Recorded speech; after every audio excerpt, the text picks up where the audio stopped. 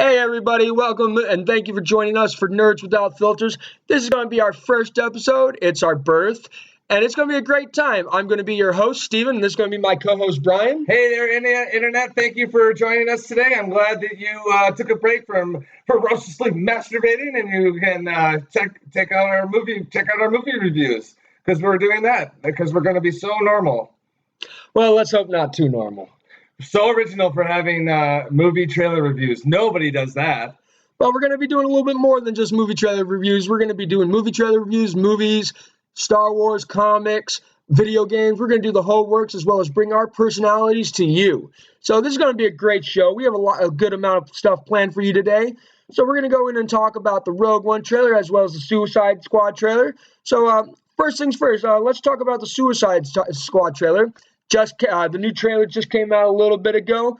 Fascinating, I think, right? I do agree. I cannot wait for this movie. After I saw Batman vs. Superman, I will talk about that later in another one. But I really enjoyed Batman vs. Superman. But, oh man, boy, did my bat nipples get hard when I saw this new Suicide Squad trailer and the Joker. You know how big of a Joker fan I am. I love the Joker. I can't wait for Jared Leto.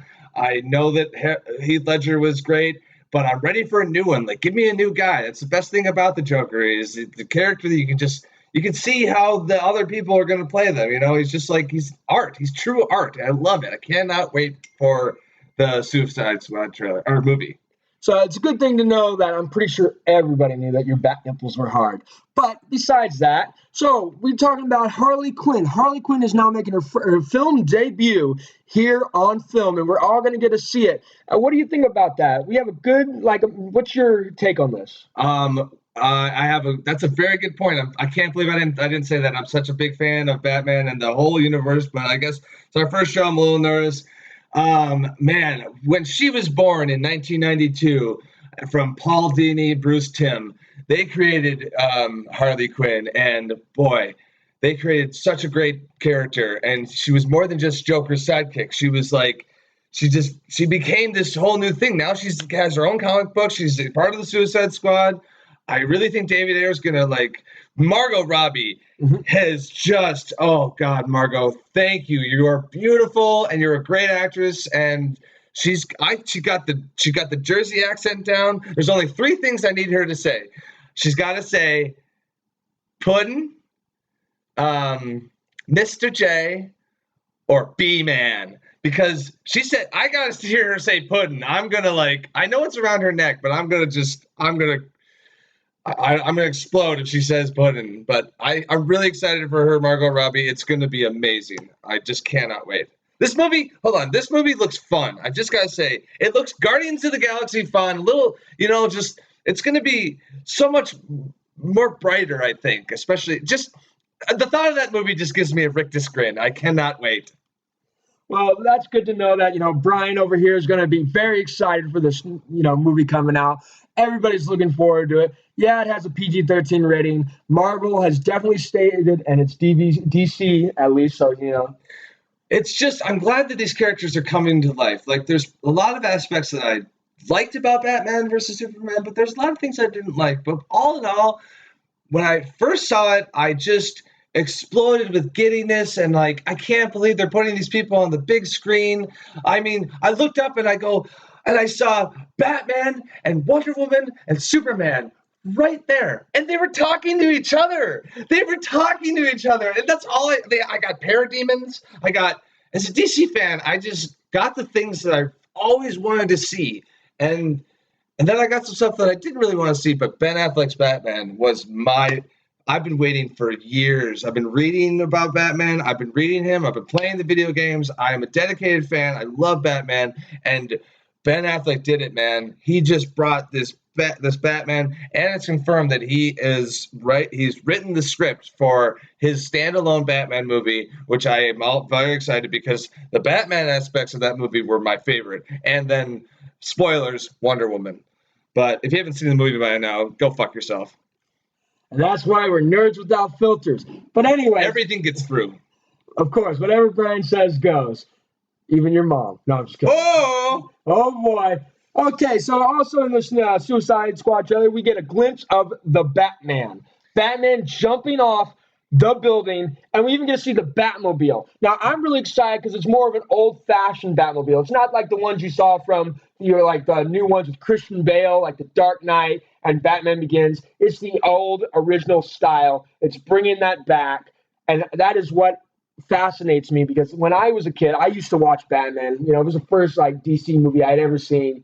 And it was great seeing Michael Keaton be the Batman. I mean, yeah, you have Christian Bale going, I'm the Batman. Yeah. But, Michael Keaton was the original Batman. It's great to see some style from the old movie come back. And what's your take on it? I want to hear your take. Batman is in this movie, ladies and gentlemen. If you've seen the new trailer, I'm really liking the way that the music is cut in the movie. That's why I say it's going to be fun, because it's got this 70s rock music, and it's cut well, and it doesn't. I've seen 3 trailers of Suicide Squad, and I have no idea what's going to happen. I have an idea, but that's only because I saw this Assault on Arkham DVD cartoon movie. But I have no idea what's going to happen. And yes, the Batmobile. It looks like a bat. Finally, it looks like a bat. I like the tumbler, don't get me wrong. And the way that it works in the real world and the way that Nolan was trying to do, I like it. But basically, I like that it looks like a bat. I like that it's slick like that. It looked good in Batman vs. Superman. We only saw it a little bit. Yes, Batman is in this movie. I don't know how big of a part he'll play because I don't think that he's going to be a lot of it. I think that he might even be a dream sequence, or not a dream sequence, I'm sorry, a flashback. Flashback. Because there's that part where we've seen him on the top of the car, of Joker's car, and he's banging, and Harley's in the car too. So I'm thinking at this point, what we've seen is Harley and him are separated. She's in jail, and Joker looks like he's running a club somewhere, and he's got all these cool. I'm not the biggest fan of the tattoos and the grill, but I hope that will be explained. I mean, I think that it will. I think it has to do with the way that Batman probably beats him up, and he gets like all of his teeth. It's just that the fact that he has tattoos. It's just, to me, the Joker is like what Ledger said: a dog on a leash, just a raging force of anarchy and death. And for the guy to be, I just don't see him being patient enough to sit through a tattoo, or this guy doesn't wait for anything. No, he's insane. But I'm very excited because Leto has got, I mean, he won the Oscar, and I've always been a big Leto fan. I've always, ever since, I mean, he's a great actor, and I like what he's taking. The voice is good. He reminds me of Mark Hamill and Heath Ledger. It's a little bit of the Batman the Animated Series where Joker's kind of like a gangster. He's not really like the dog off a leash kind of guy. He's more of like, not reasonable, but you could talk to him if you needed to. And like, I'm liking the way that Joker is in this movie. I'm really excited. I love. Suicide Squad is the most exciting thing for the summer. I can't believe I have to wait till August. Oh, that's great to hear, Brian. And I hope everybody's going to look forward to the Suicide Squad coming out here in August. August, oh God, I don't know. 5th, I think? I think so. If not, we can always double check. You can always call us out on this. It's always a fun time. We like to involve our audience. Next thing on the agenda, we got the Rogue One trailer. Everybody's been talking about it. It is brand new. It just came out on the 7th. Everybody's been anticipating this. It's going to be a great thing. I hope I've seen it 10 times. How about you, Brian? The trailer? Yeah. 3 times. I love Star Wars. I'm just more of a DC Batman fan. But since we saw episode 7 and when we were camping outside, I gotta tell you, man, that was one of the best experiences I've ever had in my life. I wasn't gonna join you. I wasn't gonna join, but I decided to. Keith actually, he almost made me actually. And I had an amazing time. And the idea of a prequel but it's not technically a prequel though. It's not technically a prequel. If you really sell me on that. If you really look into okay, you can look at it as a prequel if you want. Okay. But it's supposed to be a standalone film. It's not supposed to be able to have any sequels or anything to it. It's literally part of Disney's new anthology series that they're bringing out. and we know they have plans for other movies. They have they have Rogue One coming out this Christmas. They have Episode 8 coming out, the following year, same Christmas. Probably a good marketing idea. We should think about that sometime. We get a Star Wars movie every Christmas. It's going to be Christmas twice. It's going to be a fun time, and I'm really looking forward to it. But going back to a little bit about analysis of the Rogue One trailer and how it's not fully going to be considered a prequel. It's basically all it's supposed to do. It's there to explain why something happened. How did Princess Leia and the rebellion get a hold of the Death Star plans in the original? It's not supposed to have. It's not supposed to be like. It's supposed to be able to be its own standalone film. It's not supposed to have any sequels, no prequels to Rogue One, nothing. It's one of those ones where they're trying to make standalone spin-off series and kind of try and expand the universe a little bit and bring the audience into this universe that we all know and love as a galaxy far, far away. And it's a great experience. I mean, I started watching it back in the 90s, and I don't know about you, Brian, when you started watching, probably a lot sooner than I did. Well, only a little bit. Well, yeah. You know what? Okay. I like the idea that you're taking a chunk of just a little bit of the crawl. In the beginning of every Star Wars movie, they tell you what's going on. And I love how you get you're taking a section of that little story and making an entire story out of it. No, that's great. And I don't know about you, Brian, but when I first saw this Rogue One trailer, I mean, I almost crapped my pants in bed. I could have, ferociously masturbated to that trailer. I bet it went all over your face, neck, and chest. Yeah, no. So, but what I really liked about this trailer was seeing new and old characters being brought in. We have Mon Mothma coming back. Who's that? She is the one. She is the senator who originally had a part in Episode 3. Last time I checked, but she's in a deleted scene. You have to have watch the deleted scenes from the film. But she's always the one who's been going after the Chancellor. She's the only one really who stood up to him, and she's kind of the start of the rebellion. So is that character? What's her name? Yeah, she's the one that you see in white in the control room. Oh, she's the white. Oh, yeah. When you see Felicity Jones' character. Felicity Jones. That's what I'm talking about. Felicity. And so it's going to be a great experience. I also liked really when the AT-ATs come in to effect. Now, I've been looking at a lot of people's analysis of the trailer as well. And a lot of people are saying it's Yavin 4. I mean, I can understand Yavin 4, especially because of the temple. Okay, for those who don't know, can you explain what Yavin 4 is? Yavin 4? Well, if you've ever it's a planet that takes place in A New Hope. It's where the rebellion has their base. It's a jungle-like planet that has strong ties to the Force. Yavin 4 has had strong ties to the Force, dark side and light side.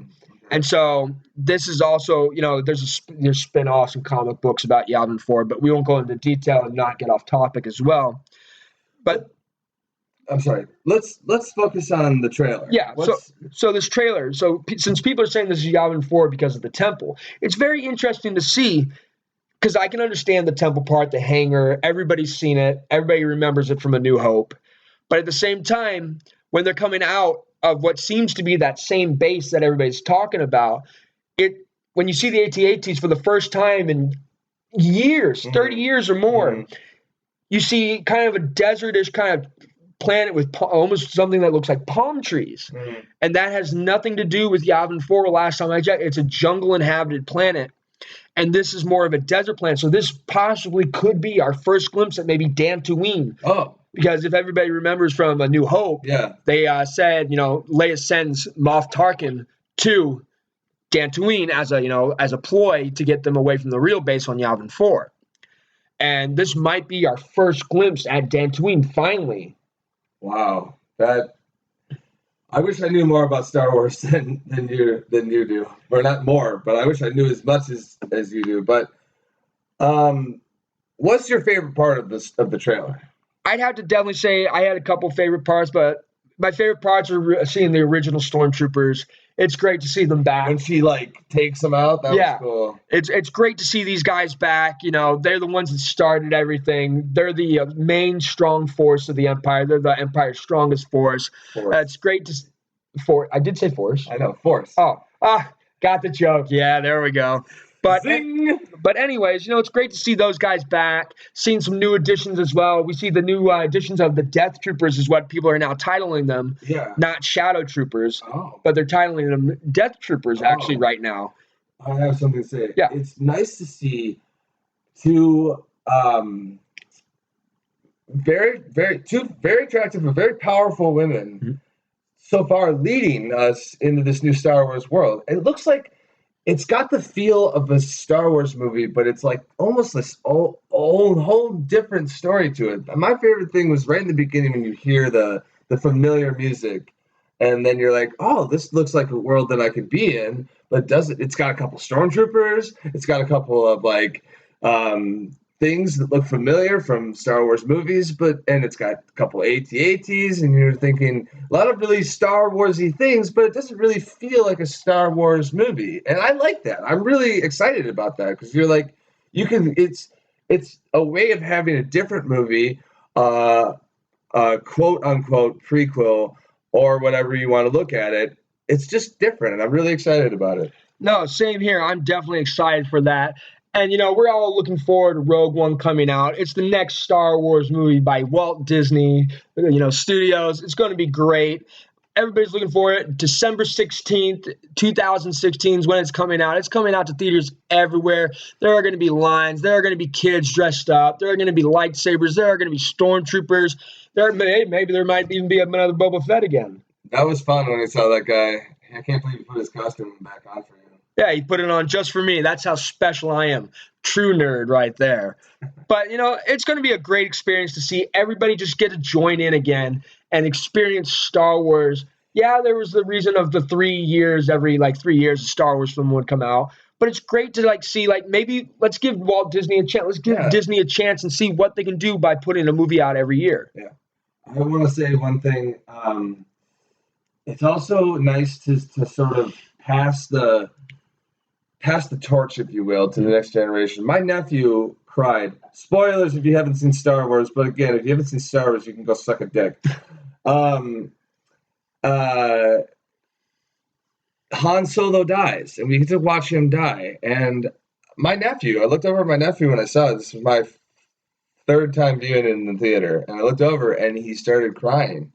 It was his favorite character, and I teared up too, but he left the movie theater just bawling. He's 12 years old, I think, and he was so sad. He doesn't like Star Wars. He doesn't like this movie, the latest movie. He loves Star Wars. He just does not like Episode 7. Now he's a little young, so I don't think he'll understand that. He was an old man, and he has all this time. We've had all this wonderful time with Han. And I was like Chewie, man. When that happened, I go, I can't do it, and just blast. That's exactly what I would do. I mean, it was horrible, and I just want to say that it's nice that we can sort of. That's what I feel like it did. This Han was passing the baton or the torch down to this generation of you could find a new Han in your life, and I feel like we got him with that other guy. Poe, I feel like we got sort of like a new Han. I mean, I'm not saying that's him, but you can always find a new Han. Han will always live in your heart. Remember that, kids.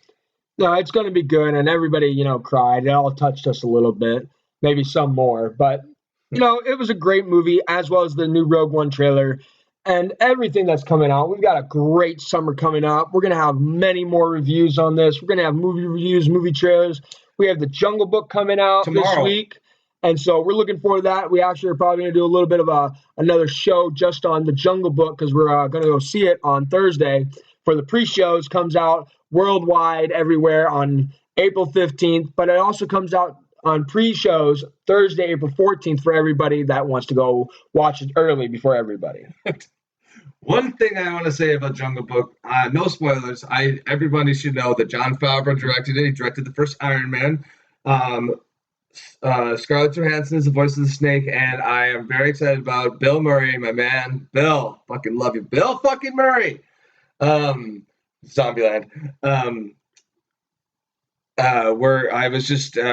I'm just excited about it, and I just know it's going to be good because Jon Favreau. No, that's good. Well, that's all the time we have for today. But, it's been great sharing this for everybody. Everybody coming in here for Nerds Without Filters. If you liked our show, or if you have any tips or advice, or you just want to ask a question, you can hit us up here at nerds with no filters at gmail.com. We also have a Snapchat, nerds, capital W, capital O, filters. You can see us on Snapchat. We have Twitter account, same thing, as well as we have Facebook. We love to see all the support. We love to see all the advice. We'd love to see questions. Even if you have recommendations just for the show for us next time, we'll try and address everything as in a timely manner. And it's been a great show. So I'm your host, Steven, and this is our co-host, Brian Weber. And thank you very much for tuning in. May the filter be with you. And nerd out, boys. Nerd out.